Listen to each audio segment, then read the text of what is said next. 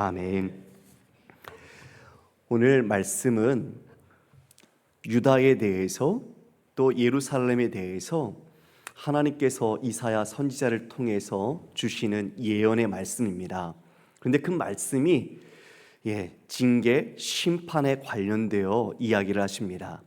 이미 앞서 우리는 이사야서 1장에서부터 5장까지 하나님께서 그들에게 돌아오라 말씀하셨지만 만약 돌이키지 않을 경우에는 어떠한 결과, 어떠한 심판을 받게 될 것인지 이미 말씀을 하셨죠. 우리는 지금 13장부터 우리가 계속해서 열국에 대한 하나님께서 어떻게 징계하시는지, 하나님께 그들은 어떻게 반응하는지를 살펴보았습니다. 하나님은 복 주시기를 원하시고 하나님은 사랑하시는 분이시죠. 그러나 하나님을 경외하지 않고 하나님이 아닌 우상을 숭배하고 이와 같이 대적들에 대해서는 하나님께서는 징계하고 심판하시는 모습을 우리는 열국의 모습 속에서 살펴왔습니다. 그런데 오늘 또다시 22장에서 바로 그 예루살렘, 유다를 향한 하나님께서 이 심판의 이야기, 안타깝지만 아프지만 그들에 대한 그 미래에 일어날 일들을 이야기해 주십니다. 여러분, 저를 보시겠습니까? 만약에 가정입니다. 하나님께서 우리에게, 여러분 각자에게 좋은 일이 아니라 만약 심판을 받을 것이다, 심판을 당할 것이다, 아니면 심판을 선언해라, 이렇게 말씀을 주셨다면 여러분의 마음이 평안할 수 있을까요? 어떻습니까?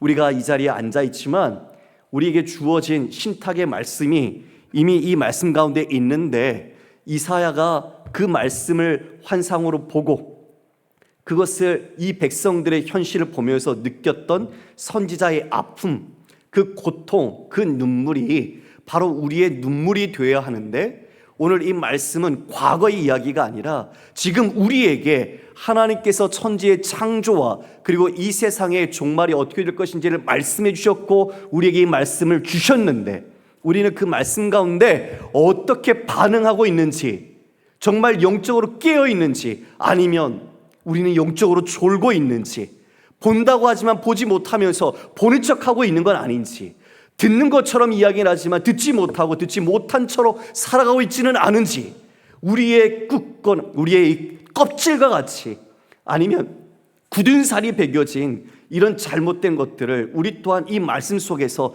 깎아내야 되지 않을까. 정말 우리가 하나님의 말씀에 내가 몸부림치면서 반응하는 모습들이 있어야 되지 않을까. 이 말씀 속에서 다시 한번 그러한 중심이, 그러한 하나님의 복음에 대한 반응이 회복되기를 주님의 이름으로 축원합니다. 여러분, 1절 말씀입니다. 환상의 골짜기에 관한 경고라. 내가 지붕에 올라감은 어찌함인고. 여기 환상의 골짜기라고 말하네요. 여러분, 저를 보십시오. 아시는 것처럼 예루살렘은 기드론 골짜기와 그리고 힌놈 골짜기 두 개의 계곡이 있습니다. 그래서 골짜기 사이에 예루살렘 성이 이렇게 있지요. 그러나 지금은 여기에 환상의 골짜기라고 말합니다. 이것은 바로 이사야에게 하나님께서 비전, 환상, 계시를 주셨기 때문입니다. 하나님께서 드러내신 곳, 바로 그곳이 이 예루살렘에서 지금 이와 같이 받았으니 이사야는 이 환상의 골짜기에 관한 경고라고 말하고 있습니다. 시온산이라고도 일으켜지지만 오늘 일부러 이와 같이 환상의 골짜기에 어떤 일이 일어나는가, 이것을 이야기해 주시는 거죠. 내가 지붕에 올라가면 어찌함인고. 여러분 아시는 것처럼 그 당시 지붕은 평평합니다. 그래서 그 위에 올라가서 담소도 나누고 잠도 자기도 하고 기도도 하고 그랬습니다. 그런데 지금 이 지붕에 올라간 이유는 뭘까요? 이 오늘 본문의 배경을 학자들은 주전 701년 히스기야 통치 14년에 일어난 산헤립의 침입을 두고 이와 같이 이 선지자가 예언했다라고 많이 해석을 합니다. 물론 학자들 간의 이견은 있습니다. 어찌 그것을 다 알겠습니까? 그러나 일반적으로 그런 해석하에서 우리가 이 본문을 볼 때 지금 이사야 선지자는 이 오늘 본문을 다 과거로 이야기합니다. 과거 완료형으로. 그런데 이 과거 완료형은 지난 날에 대해서 이야기한 것이 아니라 여러분 들어보셨을 겁니다. 신적 완료, 예언자적 완료형. 제가 여호수아서 강의할 때도 이야기를 드렸었는데 내가 밟는 모든 땅을 이미 내가 주었노니 라고 표현했지요. 밟지도 않은 땅을 하나님은 이미 다 주기로 작정하셨고 주님 안에서는 이미 이루어진 일입니다. 그러니까 오늘도 이사야가 지금 이러한 예언을 받았어요. 미래에 대한 예언이죠. 그런데 그 미래 예언을 지금 완료형으로 표현하고 있습니다. 그것은 곧 하나님 안에서 어떻게 될 것을 이야기한 겁니까? 반드시 될 일이다. 지금 그것을 그 강한 의지 속에서 완료형, 예언자적 완료형으로 표현해내고 있는 겁니다. 지금 이들이 이 위에, 즉 지붕 위에 올라간 것은 사렙의 군대가 쳐들어왔으나 그들이 지금 퇴각하는 것, 그들이 철군하는 것을 보고 있는 겁니다. 여러분, 사네립이 1차 침입을 했을 때에 그 사네립은 그 히스기야 왕에게 조공을 요구했습니다. 무려 유다의 46개의 성을 이미 다 빼앗고 그리고 예루살렘을 포위한 채 그런 위기 상황 속에 있었죠. 46개의 성이 이미 함락이 되었고요. 예루살렘을 그들이 다 포위해서 그들은 굶주리고 있고 고통 가운데 있고 두려움 가운데 있었을 때 사네립은 그들에게 조공을 요구합니다. 그 조공이 무엇이냐? 은 300달란트, 금 30달란트입니다. 여러분, 달란트 하니까 이게 얼마나 되는지 모르지만 달란트가 46kg입니다. 한 달란트가 어마어마하죠? 그냥 대충 계산해 봤어요. 그 국제 시세로 은 300달란트 하니까 1340억 되고요. 금 30달란트 하니까 1조 340억 정도 되더라고요. 예. 그러니까 어마어마한 금액, 그런 은을 요구한 거죠. 여러분 아시지만 사네립이 1차 침입을 했을 때 정말 이것을 히스기야는 줍니다. 내줘요. 어디에서요? 예루살렘 성전에서 금을 다 긁어내서 왕궁에서 긁어내서 이것을 받아 바칩니다. 그것을 주고 그것을 받고 그들은 가지요. 자, 여러분, 지금 그들이 이렇게 철군하는 모습을 보면서 죽을 뻔했던 그 이스라엘 백성들, 유다 백성들이 이제 가는 모습을 보면서 어디? 그 위에 지붕에서 보는 거예요. 어떤 표정일까요? 그게 바로 2절에 있어요. 소란하며 떠들던 성, 즐거워하던 고을이요. 예, 아주 기뻐하는 거죠. 그들이 자신의 어떤 힘으로 이처럼 된 것처럼, 승리한 것처럼 그들이 소란하며 즐거워하고 지금 이와 같이 떠들고 있어요. 그런데 너희의 죽임을 당한 자들은 칼에 죽은 것도 아니요 전쟁에 사망한 것도 아니라. 지금 미래의 일을 얘기하는 거죠. 이들이 지금 칼에 죽은 것도 아니고 전쟁에서 죽지 않았어요. 어떻게 죽었을까요? 포위된 채 굶어 죽었어요. 굶어 죽은 거예요. 그 이스라엘 예루살렘에 있는 성 안에 백성들이 그렇게 싸워보지도 못하고 굶어 죽었고 그들의 지도자들 그리고 그들의 그 관원들은 다 도망하거나 자기 살 길 찾아서 가다가 결박당하고 그리고 붙잡혀서 끌려오게 되는 모습을 보게 됩니다. 백성들을 향한 지도자들이 책임을 다하지 않는 모습들, 자기 살 길만 궁리하다가 도망쳤다가 붙잡혀 오게 되는 수치스러운 모습들, 이게 앞으로 펼쳐질 것이다. 이것을 이야기하고 있는 거예요. 여러분, 지금 왜 이걸 이야기하고 있을까요? 이사야가 마지막 기회를 주는 거죠. 그때가 오기 전에 돌이키라는 겁니다. 1장에서 5장 이미 이야기했지만 다시 마지막에 이렇게 이야기하는 이유는 그때가 가까웠으니 거듭 마지막으로 내가 진짜 이와 같이 이 아픔 속에서 주님 주신 이야기를 경종으로 울리기 위하여 그들에게 나타내고 있는 겁니다. 그들이 결박당하고 오늘 모습을 이와 같이 다 발견하고 미래에 있을 것을 알게 된 이사야는 지금 어떤 심정일까요? 우리 4절을 함께 한번 읽어보겠습니다. 시작.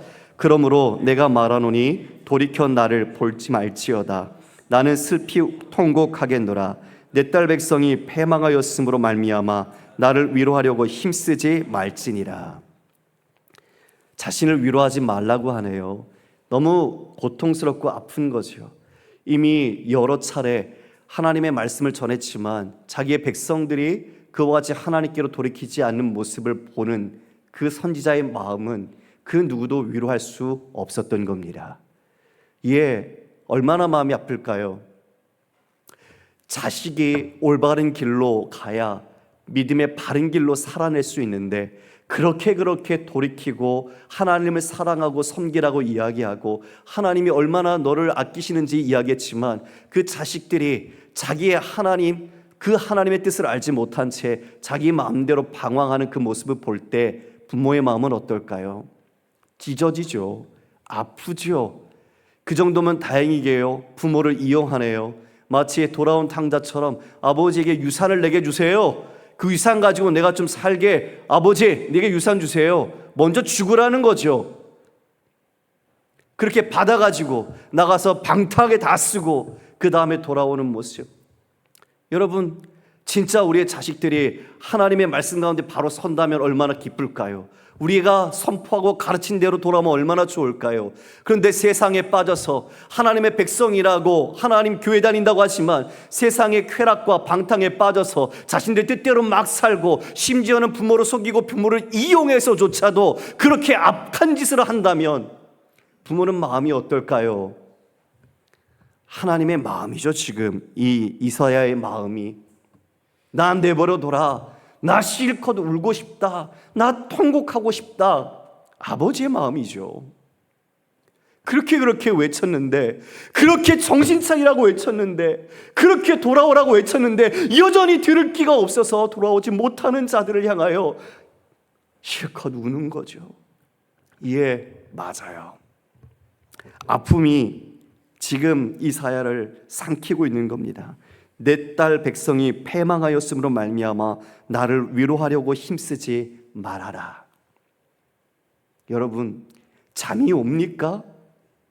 이런 경고의 말씀을 우리가 종말에 들었는데 잠이 옵니까? 평안할 수 있습니까? 조국 대한민국을 보십시오. 이 나라를 보십시오. 정말 하나님의 은혜 없이는 살 수 없는 나라 아닙니까? 인간의 모습들 적나라하게 우리 다 보고 있지 않습니까? 암만 공의롭고 정의로운 척해도 그 모든 것은 자신의 권력과 야욕과 자신의 길로 가고 있는 모습 보고 있지 않습니까? 왜 이렇게 되었습니까? 거기에 우리의 책임은 없을까요? 하나님의 백성이라고 이 자리에 앉아있는 우리는 도저히 아무 죄가 없을까요? 우리는 그냥 괜찮은 걸까요? 아니요. 이사야의 마음이 우리의 마음이어야 하지 않겠습니까? 정말 이 땅의 모습을 보면서 어디로 가야 되는지 길을 잃어버린 이 땅의 수많은 사람들을 보면서 우리가 이사야의 마음처럼 울고 싶다. 하나님의 탄식이 우리의 마음속에 탄식으로 다가오지 않습니까? 5절입니다. 환상의 골짜기에 주 만군의 여호와께로부터 이르는 소란과 바핌과 혼란의 날이요 성벽의 무너뜨림과 산악에 사무쳐 부르짖는 소리로다. 짓밟힘의 소리가 나지요 성벽이 무너집니다. 드디어 여호와의 날에 하나님의 심판과 징계가 그들에게 쏟아 부어지는 날이죠. 이방 사람의 엘람 사람과 기르 사람들이 화살통을 메고 방패를 가지고 병거를 타고 마병과 함께 다가옵니다. 어디로 옵니까? 7절입니다. 같이 읽습니다. 시작.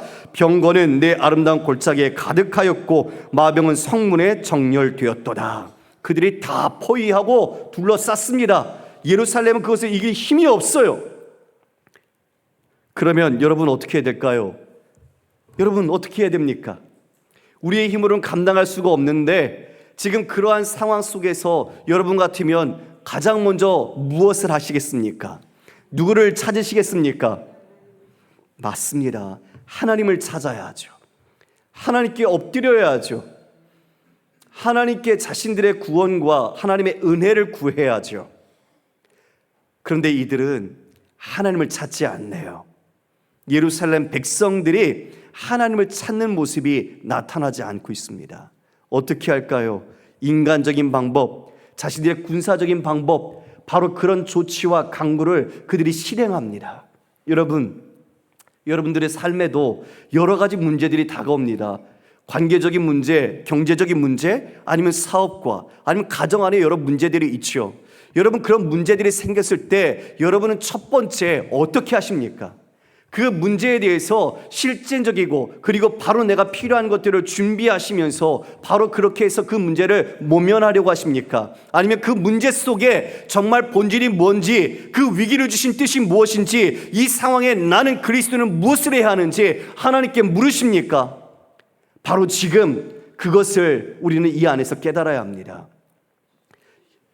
유다 백성들은 자신들이 7, 8절입니다. 그가 유다에게 덮였던 것을 벗김에, 이 덮였던 것을 벗긴다는 것은 방어선이 무너졌다는 뜻입니다. 준비했던 방어선, 자신들이 기대했던 것, 의지했던 것, 그 모든 것들이 다 벗겨지자 그날에야 내가 숲을 곳간의 변기를 바라보았고, 여기서 숲을 곳간은 솔로몬 왕이 지었던 왕궁에 바로 누웠던 그 방패들, 무기들을 말합니다. 그곳에 방패들을 큰 것, 작은 것 다 두었죠. 그렇게 그 방패들을 이제 꺼내기 시작하는 거죠. 바로 그곳에서 레바논의 궁전이죠. 레바논의 궁전에 있는 그 무기들, 방패들을 꺼내기 시작합니다. 그리고 9절에 다윗성에 무너진 곳이 많은 것을 보며, 그리고 너희가 아랫모래 물도 모으며, 전쟁에서 중요한 건 물이죠. 특히 그 예루살렘 성 안에는 물이 없어요. 기온샘은 밖에 있으니까.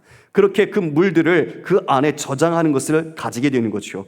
10절에 예루살렘의 가옥을 개수합니다. 군사적으로 활용할 수 있고 이용할 수 있는 것들을 파악하는 거죠. 가옥을 헐어서 무너진 성벽을 견고하게 합니다. 또 너희가 또 옛 못의 물을 위하여 두 성벽 사이에 저수지를 만들었느니라. 저수지를 만들었죠. 실로암 못입니다. 히스기야 때 바로 이와 같이 이 모든 것들을 구비하고 만듭니다. 자, 여러분, 지금 이건 당연히 해야 되는 거죠. 어쩌면 가장 중요하다고 생각할 수 있는 것들이기도 합니다. 그러나 가장 본질적인 게 빠졌어요. 말씀드린 것처럼 어떤 군사적 시설, 자신들의 방어 시설, 이 모든 것들을 수축하는 것 중요하죠. 그러나 그것보다도 가장 먼저 해야 될 것은 바로 그들이 하나님께로 돌이키고 하나님을 찾는 것, 현실적이고 군사적인 것이 아니라 영적인 하나님 앞에 자신들이 엎드리는 것을 그들은 하지 않았던 겁니다. 요나가 니느웨 이방인들에게 이 성이 무너질 것이다 외쳤을 때 그 이방인들은 어떻게 했습니까?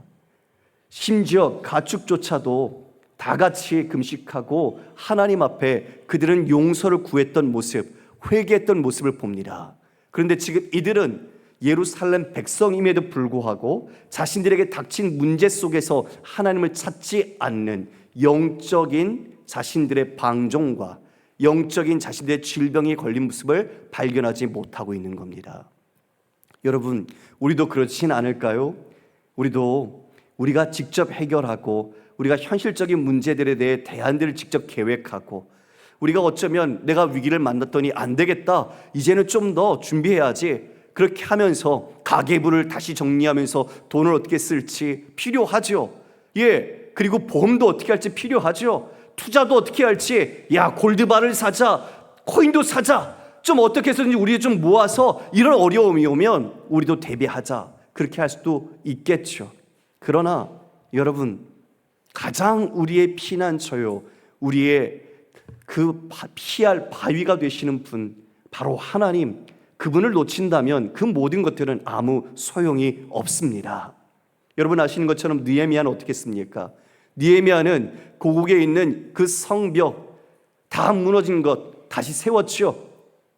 예, 다시 수축했습니다. 무너진 것을 수축했어요. 근데 그것으로 끝났습니까? 아니요. 학사 에스라를 보내고 이와 같이 그들이 모든 백성을 모아서 하나님의 말씀을 같이 배웠습니다.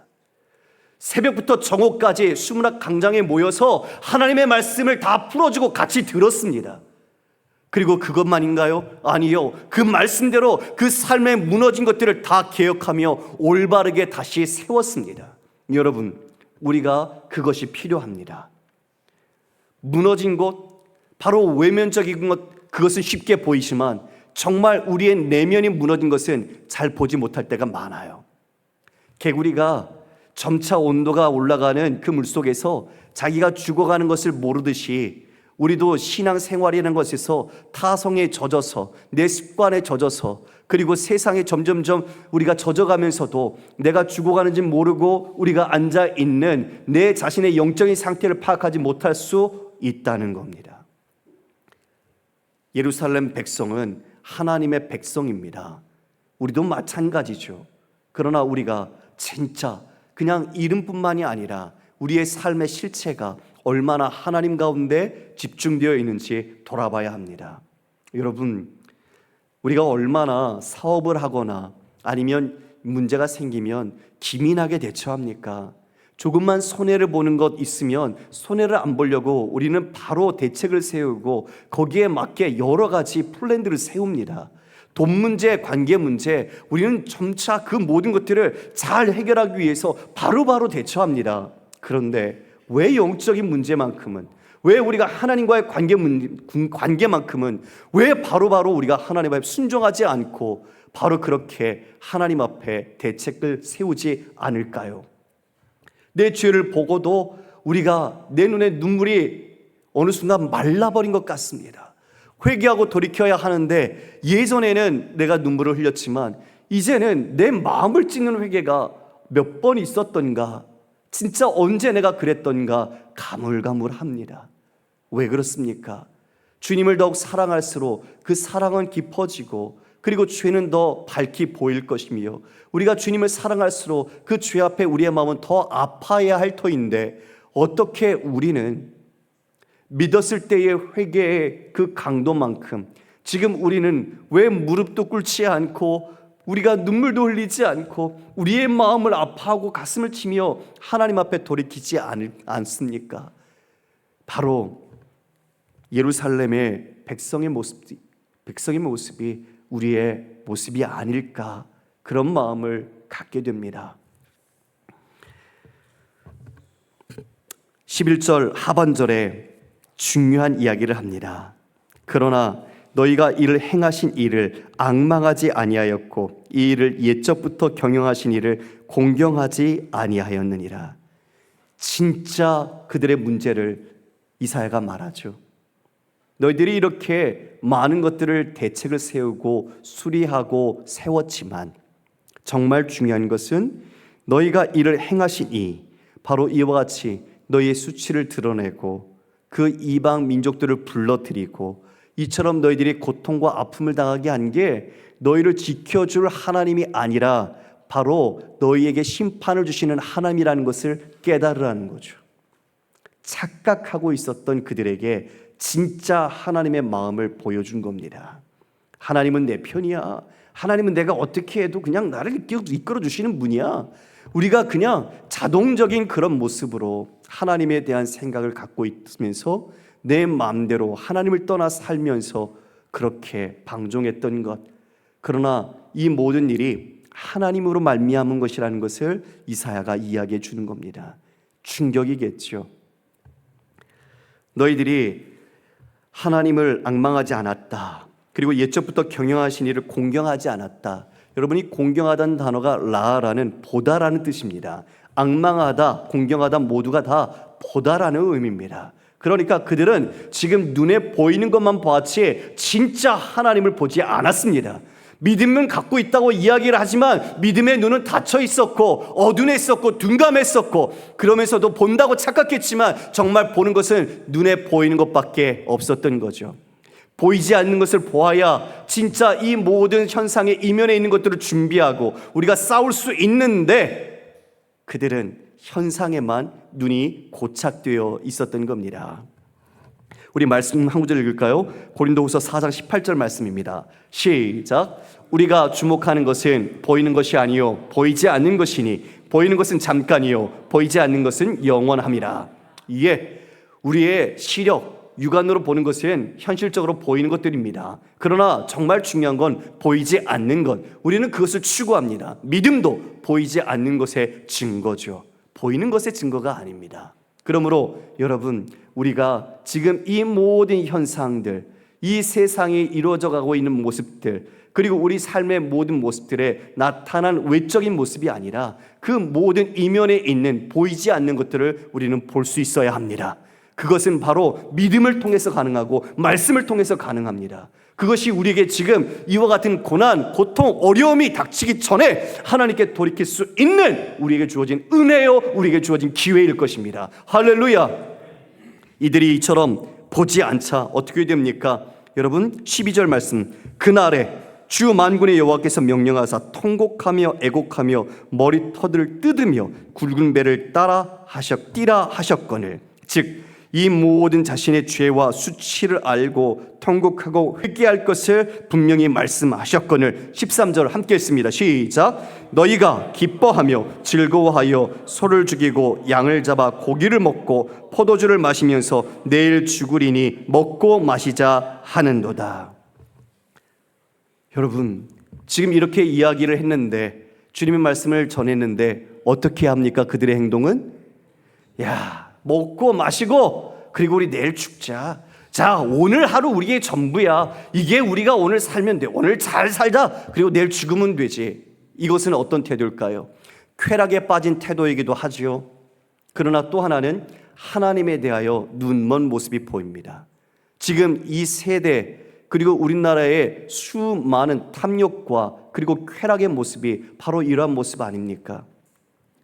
내일 일은 남 몰라요. 하루하루 살아요. 이게 믿음으로 본다면 오늘 하루 주신 것 안에 충성하며 살아야 하는데, 이걸 반대로 적용하면 내일은 없어. 나는 오늘 먹고 살고 죽을 거야. 그게 오늘 잘 사는 거지. 이런 식으로 세상 사람들은 한탕주의 그리고 자신의 쾌락주의에 빠져서 하나님이 없는 삶으로 자신을 방종하거나 자신을 포기하거나 체념하거나 도리어 하나님을 대하여 이 세상이 어떻게 망하겠어? 심판이 있겠어 하는 것처럼 하나님 향한 조롱의 태도로 이렇게 살아가는 것이죠.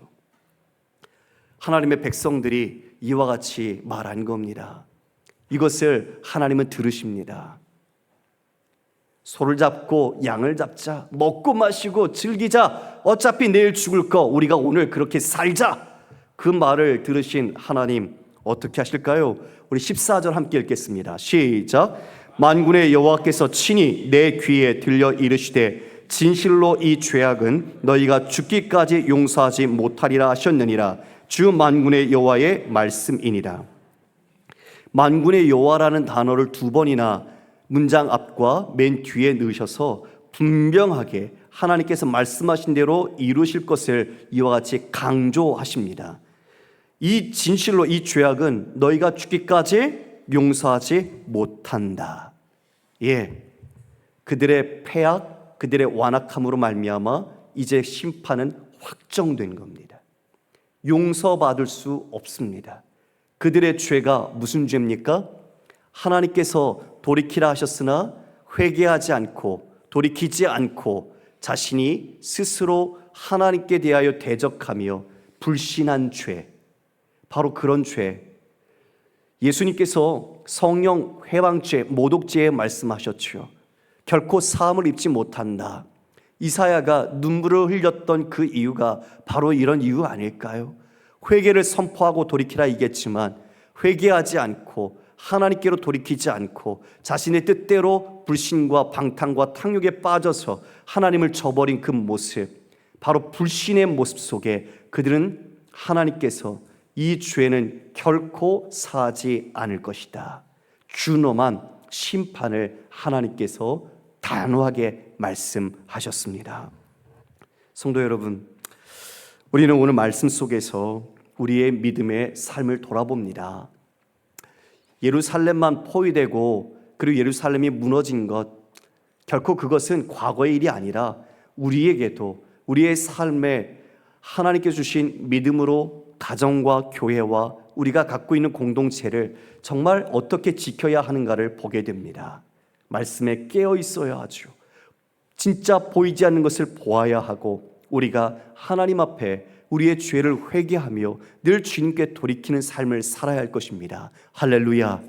여러분, 이 엄중한 준엄한 심판과 경고의 말씀, 이 세상의 많은 사람들이 하나님을 버리고 떠나고 자신의 한탕주의와 쾌락과 탐욕 속에 여전히 질주하고 있습니다. 그것이 이 세상의 전부인 것처럼 살아가는 자들을 향해 우리는 이사야의 마음, 하나님의 말씀을 우리도 받은 자로서 우리는 어떤 마음을 가져야 할까요? 우리는 무덤덤하게 세상은 원래 저래, 저 예수 안 믿는 사람들 심판받아 마땅해가 아니라 우리도 전해야 합니다. 하나님의 말씀으로 그들에게 돌이키라 소리 높여 외쳐야 합니다. 그리고 그들이 행하는 모습을 보면서 우리 또한 아파하고 통곡해야 합니다. 주님, 저들을 불쌍히 여겨 주십시오. 저들이 하나님의 백성으로 돌아오게 해 주십시오. 저들이 멸망의 심판이 아니라 영원한 생명 가운데 살아갈 수 있도록 하나님 그들을 인도해 달라고 우리가 먼저 보냄받은 것 아니겠습니까? 다시 한번 오늘 이 말씀 속에 우리는 하나님을 정말 붙들고 하나님의 말씀을 따라 살고 있는지 돌아보십시다. 가족 중에 아직 영접하지 않은 분들이 계시죠? 그분들을 위해 기도하실 겁니다. 그러나 그뿐만 아니라 이 조국 대한민국과 열방을 위해서 우리는 기도해야 합니다. 구령의 열정을 가지고 복음의 그 사랑과 은혜를 아는 자로서 우리는 방탕에 빠져 있는 사람들, 지금은 우리의 마음을 아프게 할 수도 있지만 하나님 앞에 그들이 돌아와야 할 존재라는 것을 깊이 깨닫고 우리가 눈물로 함께 기도하며 주님의 은혜를 구하는 우리 귀한 영천의 성도들 되시기를 주님의 이름으로 축원합니다.